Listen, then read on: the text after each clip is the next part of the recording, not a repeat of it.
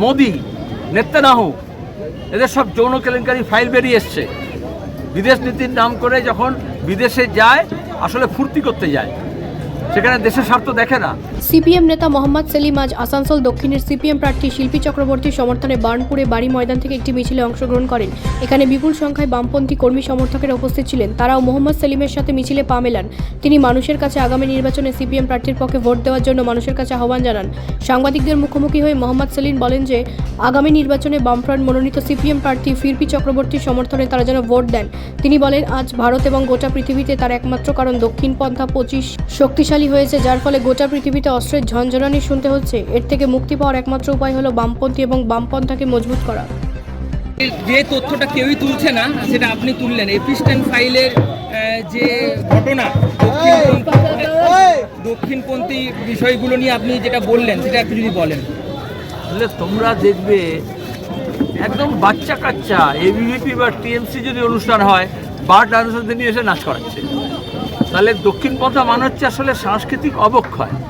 তাহলে তাদের সর্বোচ্চ নেতা গোটা বিশ্বের ট্রাম্প, পেডোফিলিস, মোদি, নেতানিয়াহু, এদের সব যৌন কেলেঙ্কারি ফাইল বেরিয়ে এসছে। বিদেশ নীতির নাম করে যখন বিদেশে যায় আসলে ফুর্তি করতে যায়, সেখানে দেশের স্বার্থ দেখে না। বিদেশ নীতি মানে হচ্ছে দেশের স্বার্থের এক্সটেনশন, সেটাকে চৌপাট করা হয়েছে। সবসময় তাই হয়। এটা একটা দেশ বলে নয়, একটা রাজ্য বলে নয়। সে মমতা হোক, সে মোদি হোক, সে ট্রাম্প হোক, সে নেতানিয়াহু হোক, যারা মানুষকে শোষণ করে দিয়ে, শোষকদের হাতে আমাদের প্রাকৃতিক সম্পদ তুলে দিয়ে লুটের ব্যবস্থা করে নিজেরা একটা বিলাসবহুল জীবন বেছে নেয়। এই যে অভিষেক ব্যানার্জিকে দেখছো বিদেশে গিয়ে টাকা জমাচ্ছে, বিদেশে যারা সব ওর বান্ধবী তাদের অ্যাকাউন্টে টাকা জমা দিয়েছে, মোদী সরকার কেন আজ পর্যন্ত তদন্ত করলো না? কারণ বিজেপি তো তাই করছে। এতে দুর্নীতি বাড়ে, এতে আমাদের নদী, নালা, পাহাড়, পর্বত, জমি জমা, খনি সব বেহাতে যায় এবং আমাদের ভবিষ্যৎ অন্ধকার হয়ে যায়। এপিস্টেন ফাইল নিয়ে এই জন্যই আমাদের দেশের মিডিয়া দেখবে কোনো কথা বলছে না। যেমন যখন উইকিলিক্স হয়েছিল তখনও সেটা নিয়ে কোনো চর্চা হয়নি।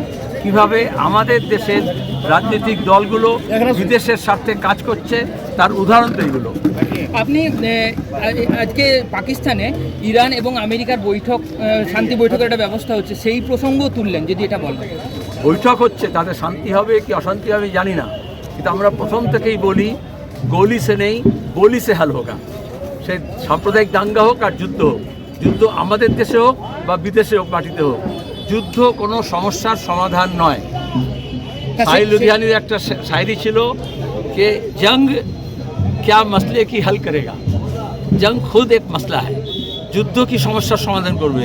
যুদ্ধ নিজেই একটা সমস্যা।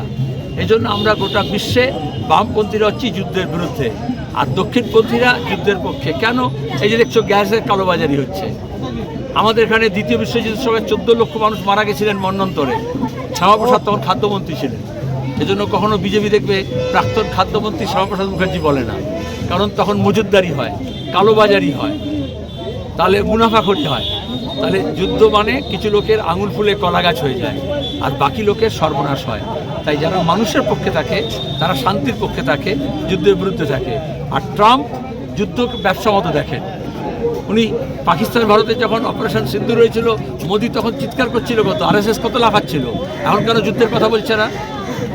আজকে দাঁড়িয়ে যে পাকিস্তানকে কেউ পুষতো না মোদির নীতির জন্য, সে হয়ে গেল এখন রিজিনাল একজন ইম্পর্টেন্ট একটা প্লেয়ার, ইন্টারন্যাশনাল রোল প্লে করছে। আর আমরা যারা ইন্টারন্যাশনাল একটা ইম্পর্টেন্ট একটা মর্যাদার জায়গায় ছিলাম, আমাদের কেউ পুষছে না।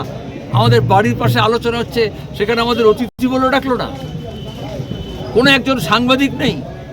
অথচ আমাদের গ্যাস থেকে আরম্ভ করে, পেট্রোলিয়াম থেকে আরম্ভ করে আমাদের জ্বালানি সুরক্ষার ভবিষ্যৎ ঠিক হবে পশ্চিম এশিয়ার কী অবস্থা হচ্ছে তার উপর দাঁড়িয়ে। সেখানে দাঁড়িয়ে আমাদের দেশের মিডিয়া যারা যুদ্ধ করে দামা বাজাচ্ছিল, তাদের মধ্যে একটা সাংবাদিক কেউ যেতে পারলো না যে গিয়ে কি ঘটছে সেটা জানুক। আমরা একদম আইসোলেটেড হয়ে গেছি। ব্যুরো রিপোর্ট, রাষ্ট্রীয় প্রসার বাংলা।